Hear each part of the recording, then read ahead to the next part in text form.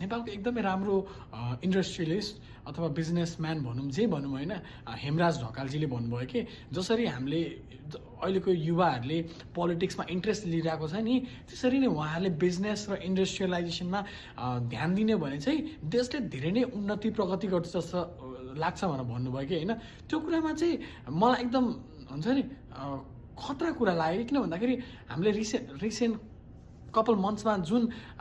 Drastic change युवाले ल्याएको देख्यौँ नि, त्यस्तै ड्रास्टिक चेन्ज यदि बिजनेस र हुन्छ नि नयाँ आधुनिकीकरणमा ल्याउने हो भने चाहिँ देशको मुहार फेर्न धेरै टाइम लाग्छ जस्तो लाग्दैन कि होइन। जसरी हामी करप्सनको अगाडि हुन्छ नि जुन पहिलेदेखि चलिआएको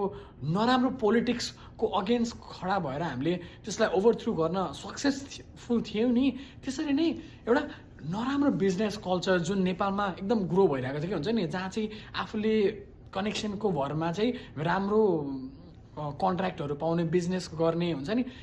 जसको चिनजानमा मान्छेहरू हुन्छ, उहाँहरूले नै पैसा बनाउने जुन कल्चर थियो नि, त्यसलाई ओभरथ्रो गरेर जुन आम नागरिक जोसँग राम्रो क्रिएटिभ आइडिया छ, जोसँग हुन्छ नि केही गर्ने इच्छा शक्ति छ नि, उहाँहरूले पनि एकदम राम्रो गर्न सक्नुहुन्छ जस्तो लाग्छ कि यही माइन्डसेट लिएर हिँड्ने हो भने चाहिँ।